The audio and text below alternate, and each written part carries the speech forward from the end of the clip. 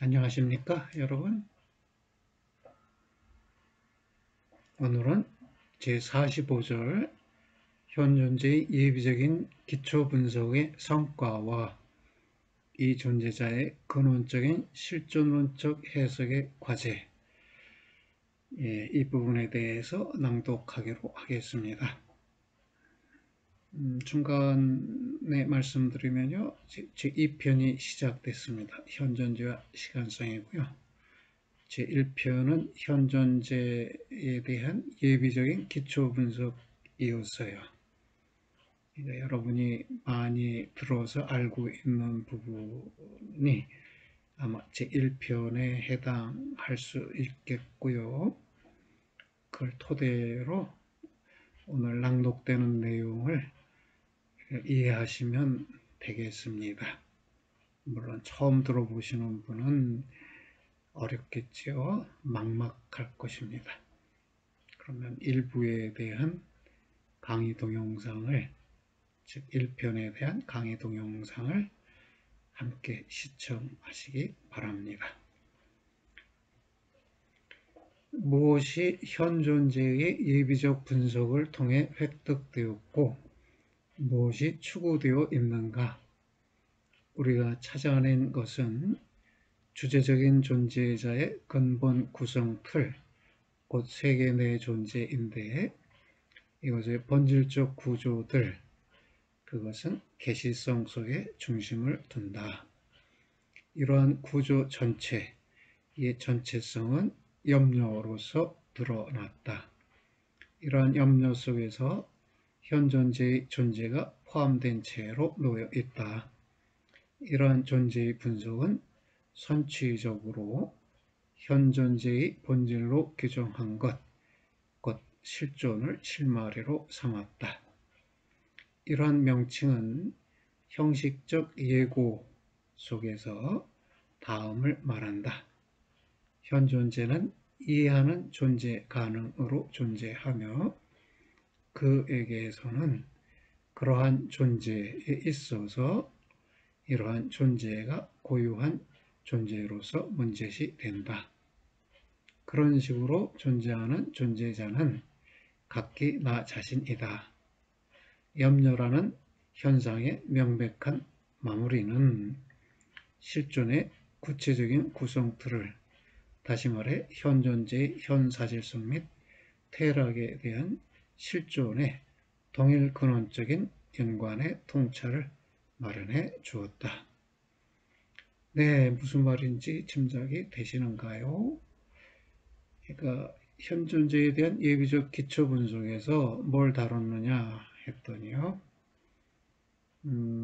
현존재의 근본 구성 틀인 세계 내 존재, 이것을 다뤘고 이것의 구조들, 구조 요소들인 세계 내 존재 자기라는 개념들을 다뤘고, 그리고 나서 이 구조 전체, 세계 내 존재를 염려로 규정했고, 현존재의 존재가 염려로 규정됐다는 것이네요. 그리고 이 염려 속에는 무엇이 있나요? 이 염려라는 게 형식적 예고인데 염려의 형식적 구조는 자기에 앞서서 이미 세계 안에서 세계 내부적 존재자 옆에 존재함이라는 것이었죠. 그러니까 그게 시간성에 대한 형식적 예고인데 이것을 통해서 앞으로 시간성이 논의되어야 할 것이 예고된 것이 아닌가, 이런 말인 것 같습니다. 거기에 덧붙여서 현존재는 이해하는 존재 가능으로 존재하며 이해하면서 존재할 수 있다. 그게 현존재라는 것이네요. 그리고 그런 현존재에게선 이러한 존재가 문제시된다 그랬어요.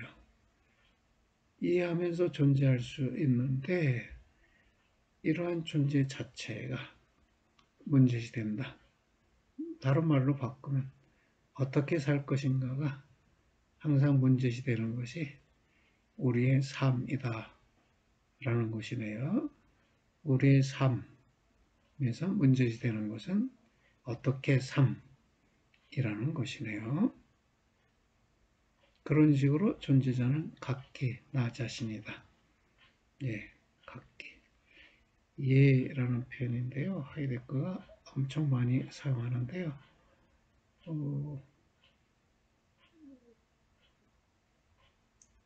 그 독일어 사전상 예는 단독적으로는 별 의미가 없어요. 붙어서 다른 단어와 붙어서 의미를 갖는 듯한데 이렇게 단독적으로 하이데거가 쓰여놓은 것은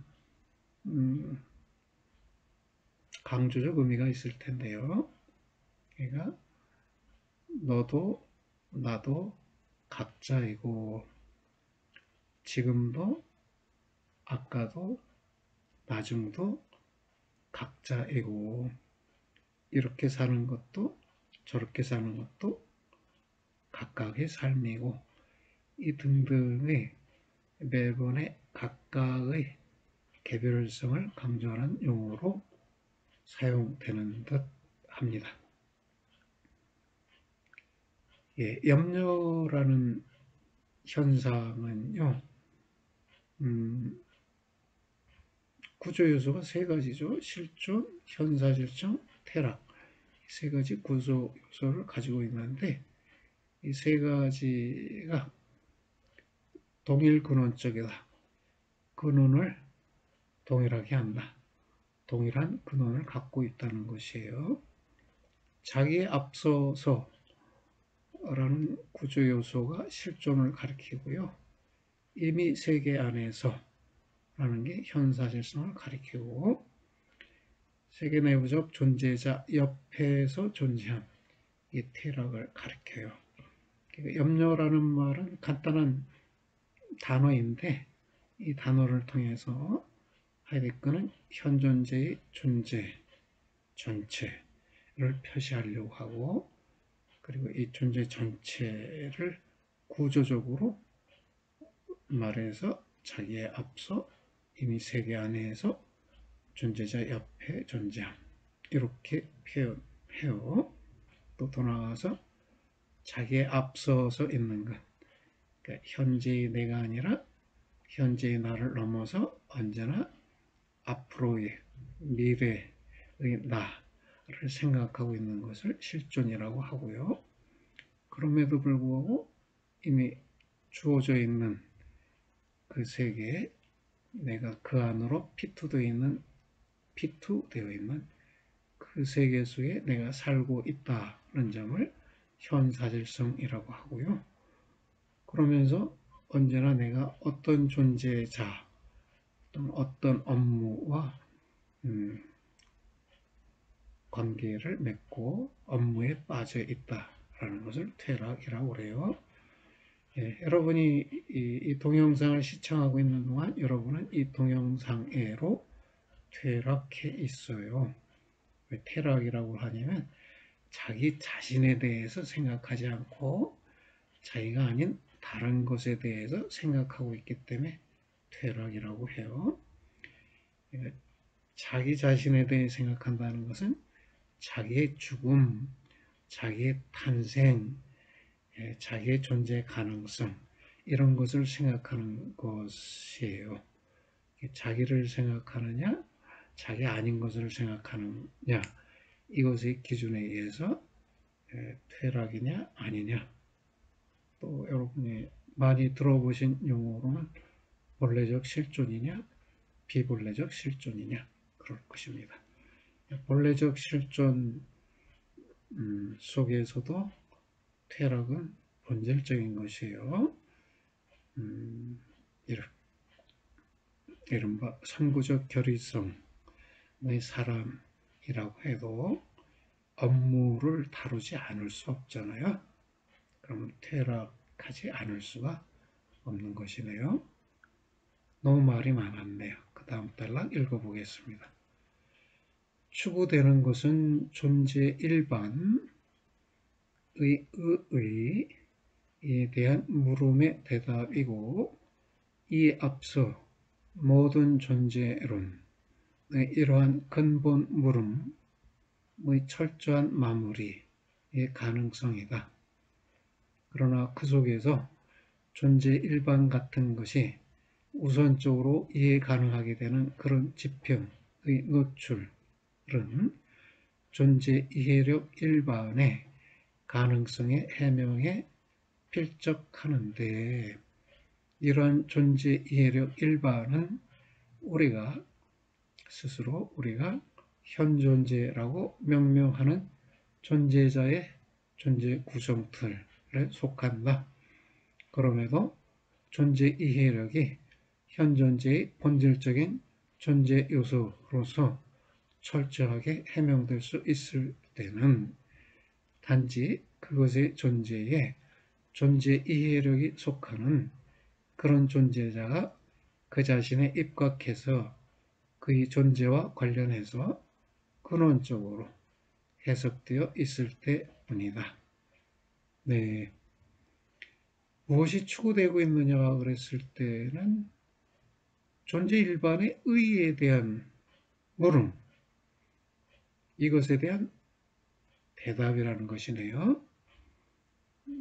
그러니까 이 책은 존재 일반의 의의에 대해 물음을 제기하는 것이고, 이 책 내에서 완전히 답변되고 있지는 않지만 추구되고 있는 것은 역시 그 대답이라는 것이에요. 존재 일반 그러면 구체적으로는 다양한 존재자를 일컫는 말이에요. 현존재도 존재이고, 공동현존재도 존재이고, 용재성도 존재이고, 전재성도 존재이고, 존속도 존재이고, 생명도 존재예요. 우리 인간들은 현존재이거나 공동현존재이죠. 도구들은 용재성이죠.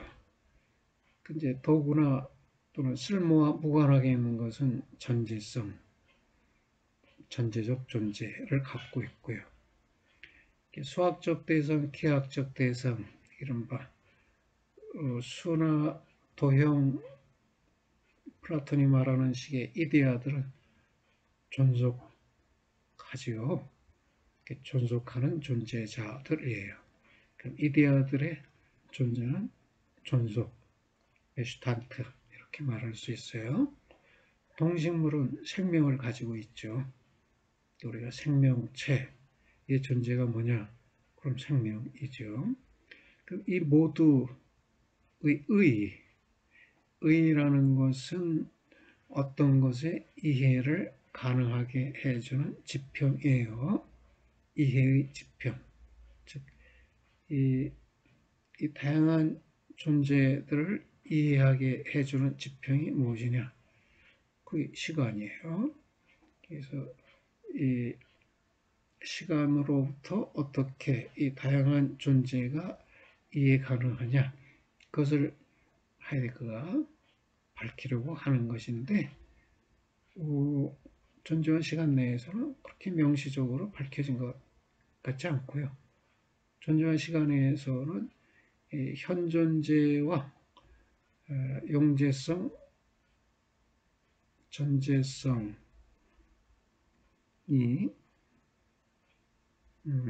시간에 의해 또는 현존재의 시간성에 의해 어떻게 가능한가 하는 것이 추구되어 있는데, 그 이면의 것은 쭉 존재 일반의 이념은 현존이거든요. 잘못 말했나요? 현존, 안베젠하이트라고 하는 것이 이들 여러 존재 방식들의 공통점이에요. 그것을 밝히는 일은 나중에 하는 것이죠. 여러분이 알다시피 현상학의 근본 문제에서 또는 뒤에 나오는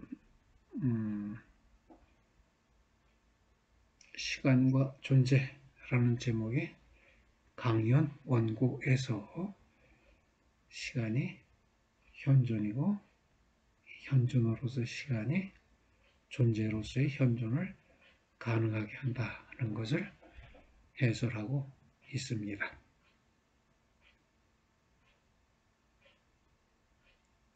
좀 난해한 표현은 이제 존재 이해력이라는 것인데요.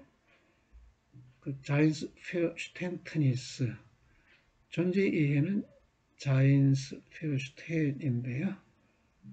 페어슈텐 대신 페어슈텐트니스라는 말도 써요.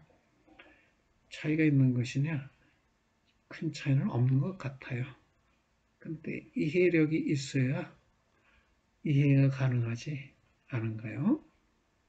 그런 점에서 페어슈테인은 동사예요. 이해하다를 줄여서 이해 이렇게 말하는 것인데, 그러면 그 이해하는 능력은 뭐냐? 이렇게 물어질 수도 있을 것 같아서 그 이해하는 능력을 존재 이해력, 자인스 페어슈텐트니스라고 했어요. 그 철학적 용어로 여러분 지성은 페어슈탄트죠? 이성은 페어눔프트죠. 그러면 존재의 이해의 능력은 지성이냐 이성이냐 이렇게 물어질 수 있을 거 아니에요. 물론 하이데크의 답변은 지성과 이성의 구분 이전의 능력이다. 이렇게 답변을 할 텐데 그 능력이 대체 뭐냐라고 하면 페어슈텐트니스 이해력이다. 이렇게 답변할 수도 있겠죠. 아마 그런 취지로 이런 용어를 쓰는 것 같아요.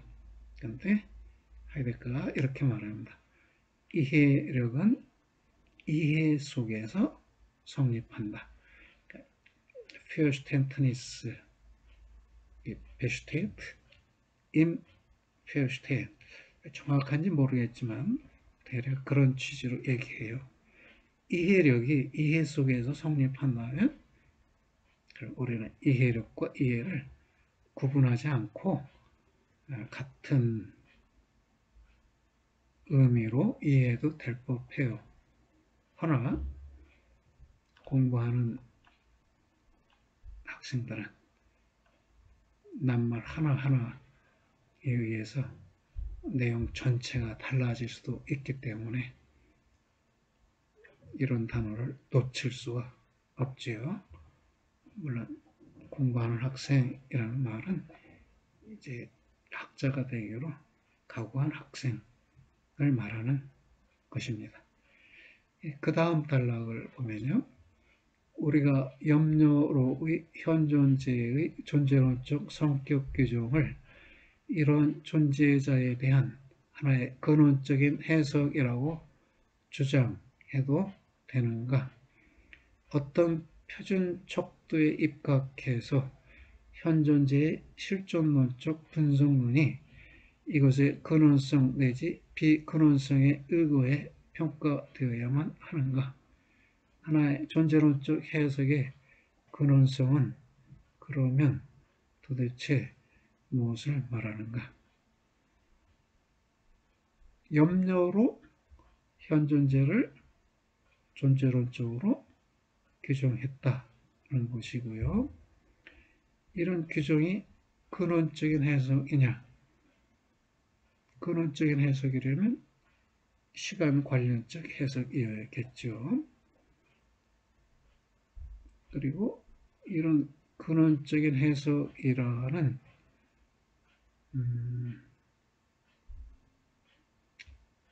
기준이 뭘까? 이렇게도 물어볼 수 있겠다는 것입니다. 그러면 도대체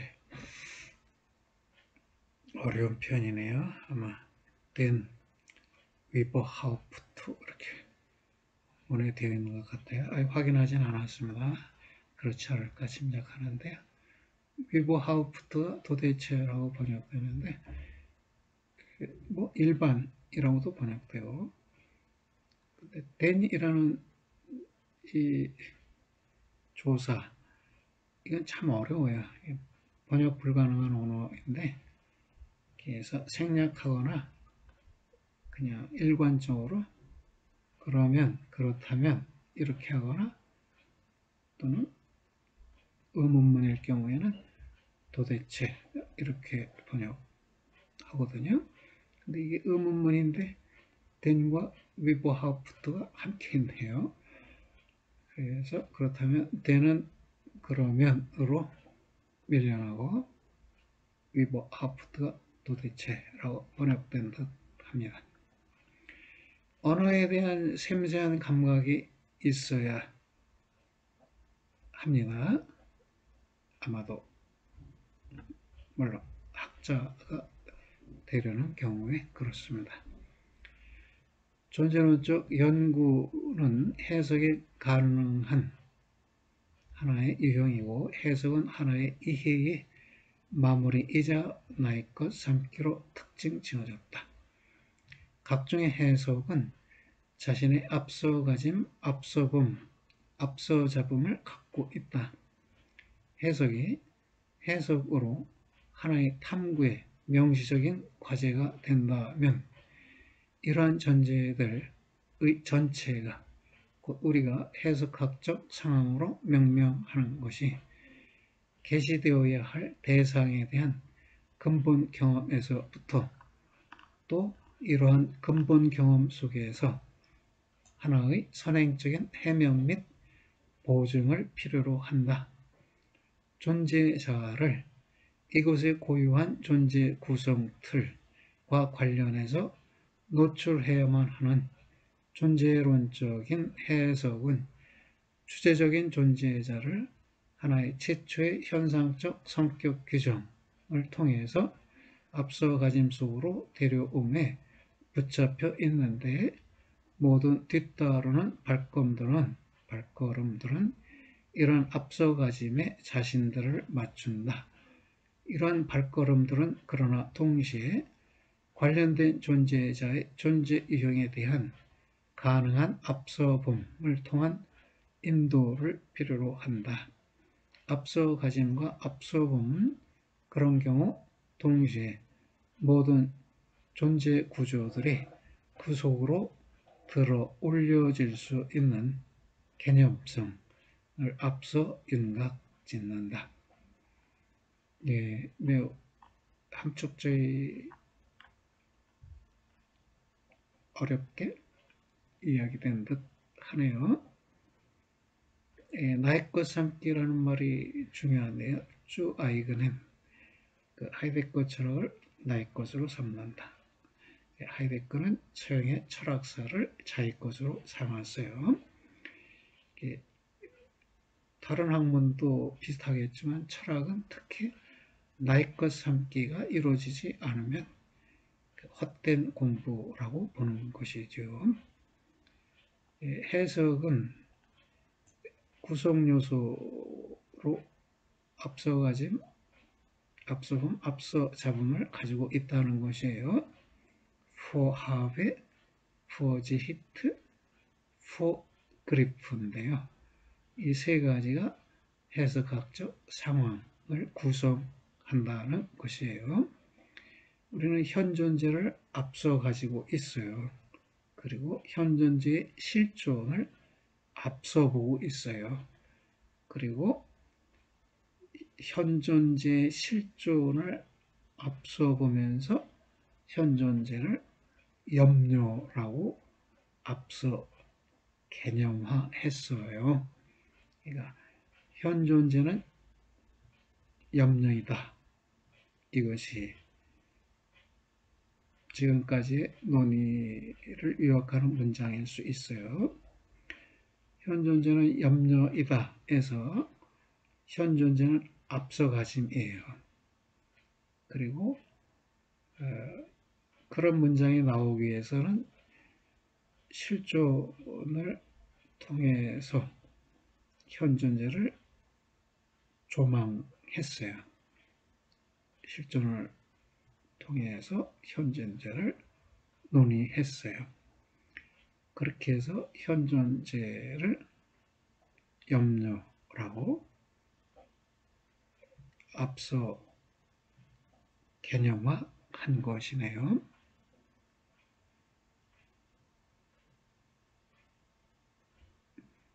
또는 이렇게도 말씀드릴게요.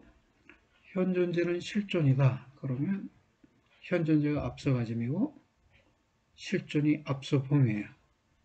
그리고 현 존재는 실존이다라는 문장이 앞서 잡음이에요. 그러면 무슨 말이에요? 하나의 문장 속에 이 세 가지 요소가 함께 들어있다는 것이네요. 근데 왜 실존이 아니고 염려라고 했습니까? 실존은 동일 근원적으로 현사실성과 퇴락을 가지고 있다고 그랬죠. 그러면 현사실성과 퇴락을 갖춘 실존, 그것은 염려라고 규정이 되어야겠네요. 그렇습니다. 그랬고요. 하나의 근원적인 존재론적 해석은 그러나 현상적인 앞서가짐의 맞춤 속에서 안전하게 된 하나의 해석학적 상황만을 여하튼 요구하는 것이 아니고 오히려 그 해석은 자신이 주체적인 존재자의 전체를 앞서가짐 속으로 데려왔는지 여부를 명시적으로 확인하지 않으면 안 된다. 마찬가지로 이러한 존재자의 존재에 대한 최초의 앞서 윤곽지음은 충분한 것이 아닌데 비록 그 앞서 윤곽지음이 또는 윤곽잡음이 현상적으로 근거 지어진 것이라고 할지라도 그렇다. 존재에 대한 앞서 봄은 이러한 존재를 오히려 이 존재의 귀속적이고 또 가능적인 구조 요소들의 통일성과 관련해서 만나지 않으면 안 된다. 그리고 그런 경우 전체적 존재자의 존재 전체성의 통일성의 의의에 대한 물음이 현상적 확실성을 지닌 채로 제기될 수 있고 또 대답될 수 있다. 그러니까 앞서 잡음의 대상이 현존재인데 현존재가 그 전체에 있어서 앞서 가짐 속에 데려왔는지는 의문이다. 이런 것입니다. 그러니까 현존재의 전체는 죽음에 이르기까지의 현존재이겠지요. 우선은요. 현존재에 대한 수행된 실존론적 분석은 다음과 같은 해석학적 상황에서 곧 기초존재론적으로 요구된 근원성이 그것을 통해 보증되는 그런 해석학적 상황에서 생겨나왔는가? 획득된 성과로부터 곧 현존재의 존재는 염려라는 것으로부터 이러한 구조 전체의 근원적인 통일성에 대한 물음으로 진행될 수 있는가? 어떤 상태에 지금까지 존재론적 절차를 안내하는 앞서 봄이 놓여 있는가? 실존의 이념을 우리는 그것에게 자신의 존재 자체가 문제시되는 그런 이해하는 존재 가능으로 규정했다. 그런데 각기 나의 존재 가능으로서 이러한 존재 가능은 본래성이나 비본래성 혹은 이것들의 양상적 무차별성에 대해 자유롭다. 지금까지 해석은 평균적인 일상성에서 출발하면서 무차별적인 내지 비본래적인 실존함의 분석에 국한되었다. 물론 이미 이 길 위에서도 역시 실존의 실존성의 구체적 규정이 달성될 수 있었고 또 달성되지 않으면 안 되었다. 그럼에도 불구하고 실존 구성 틀의 존재론적 성격 규정은 본질적 결함이 붙은 채로 남아 있었다.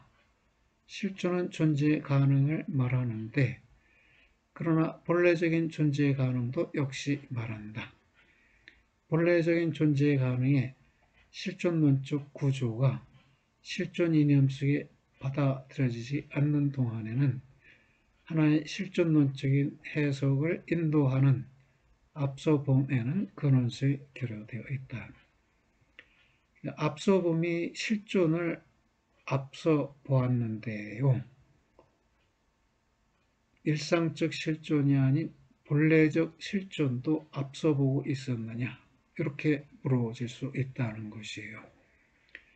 앞서가짐은 현존재였는데 전체적 현존재를 앞서가짐으로 데려왔느냐?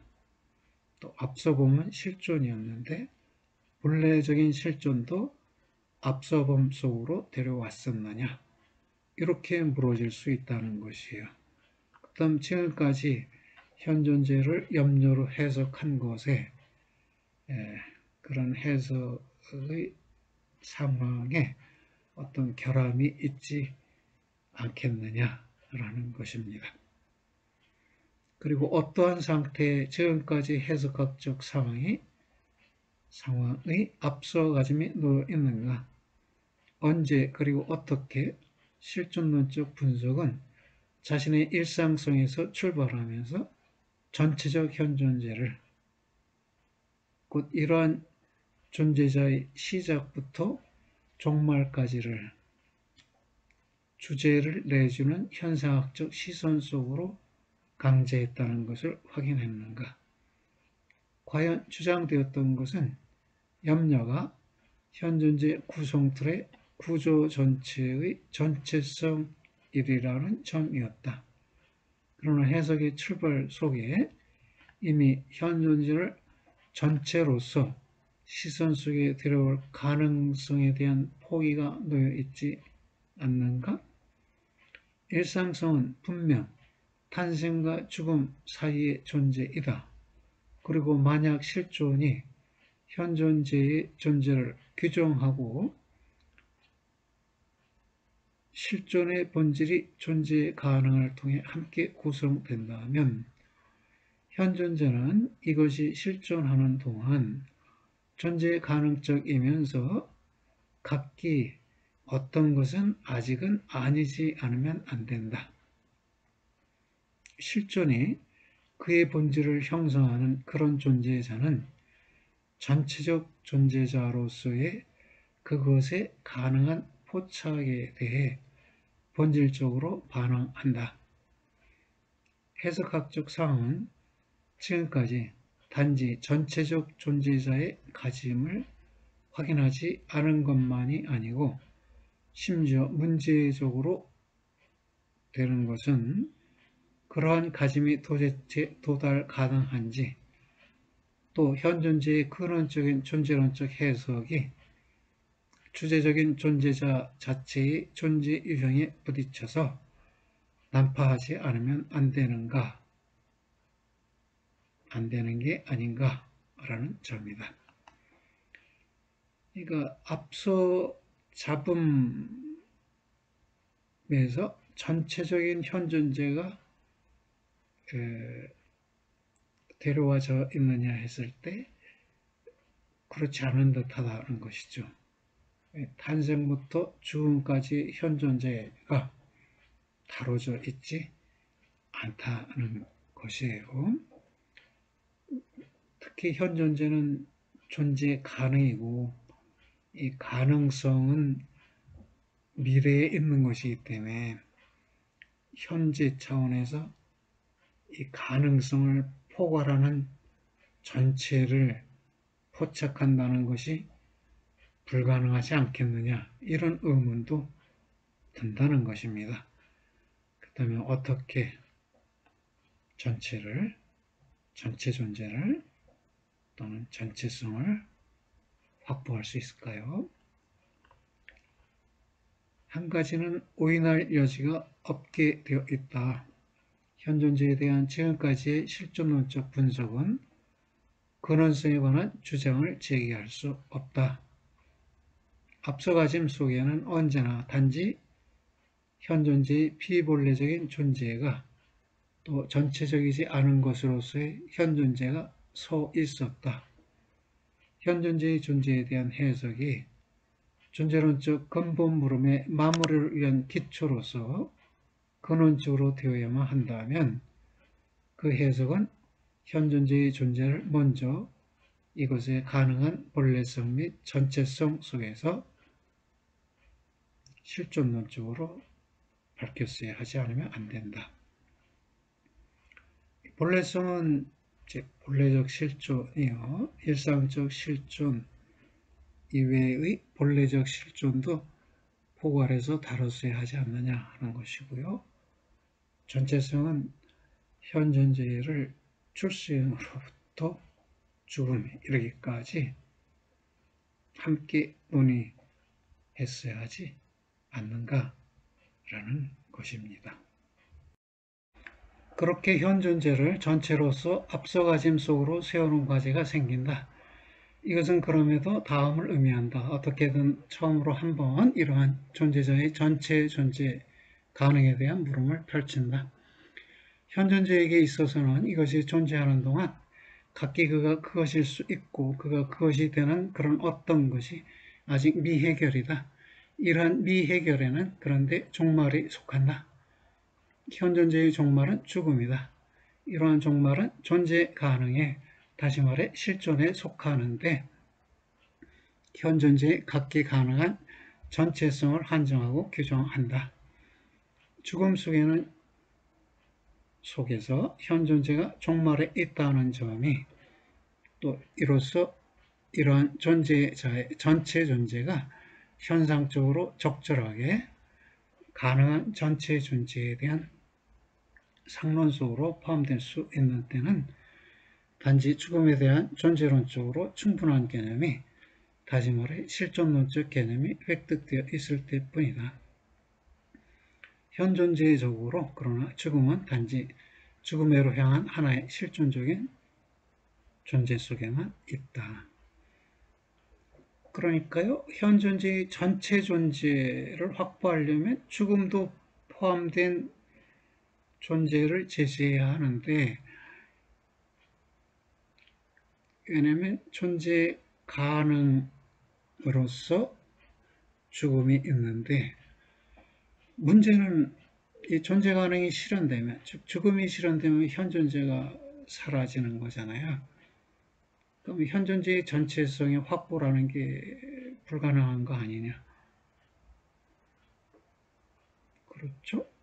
종말인 죽음을 실현한다? 그럼 현 존재가 죽는다. 그러면 현 존재의 전체성 확보는 불가능하다. 이런 어려움에 대해서 하이데거는 죽음해로 향한 존재의 실존론적 개념이 이해되어야 한다는 것이에요. 그 말은 현재의 내가 미래의 죽음을 의미 있게 현재에 수용하면 현재의 내가 전체적 존재를 확보하는 것이다. 이런 말입니다. 그것이 여러분이 들어본 말로 죽음의 선구, 죽음 속으로의 선구라는 말이 의미하는 것입니다.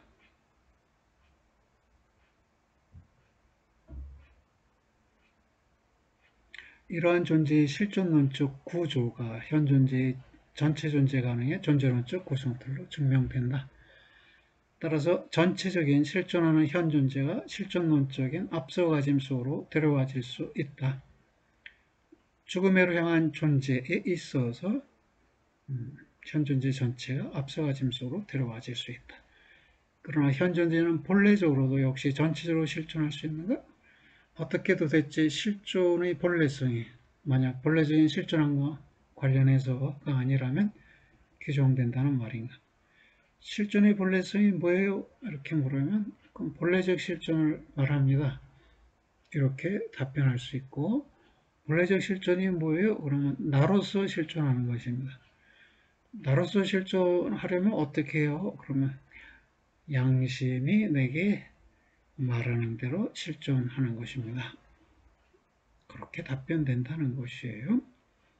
분명히 현존지 자신이 자신의 존재 속에서 자신의 본래적 실존의 가능성 및 방식을 앞에 내어놓지 않으면 안 되는데, 만약 사실상 본래적 실존이 현존지에게 존재자적으로 강요될 수도 없고 존재론적으로 고안될 수도 없다고 한다면 그런 것이다.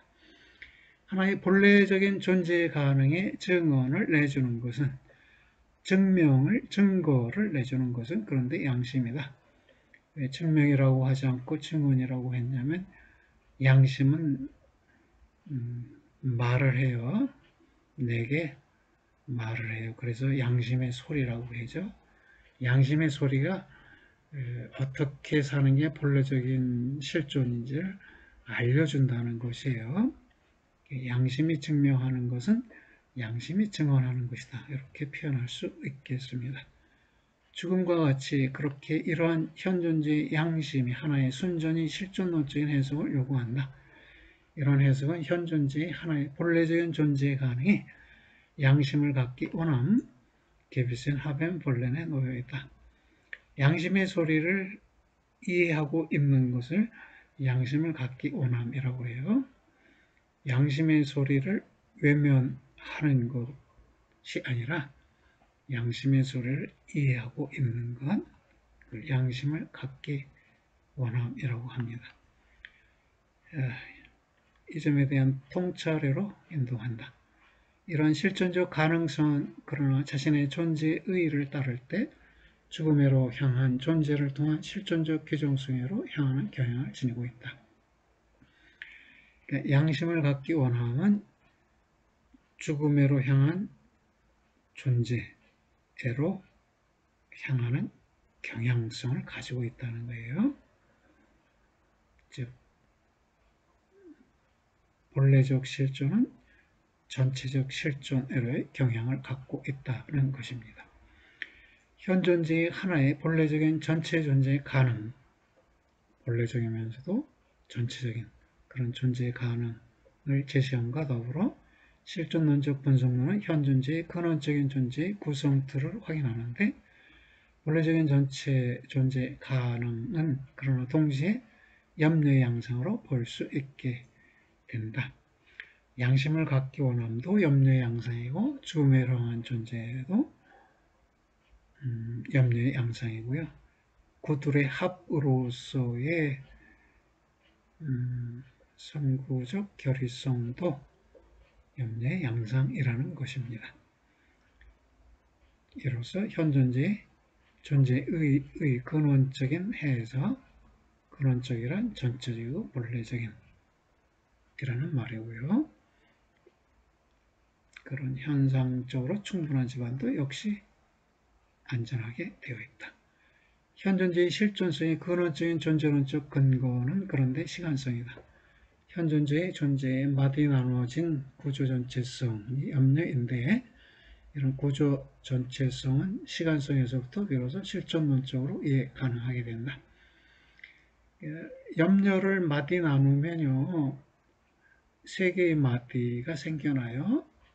근데 이 세 개의 마디가 모두 시간적으로 해석될 수 있어요.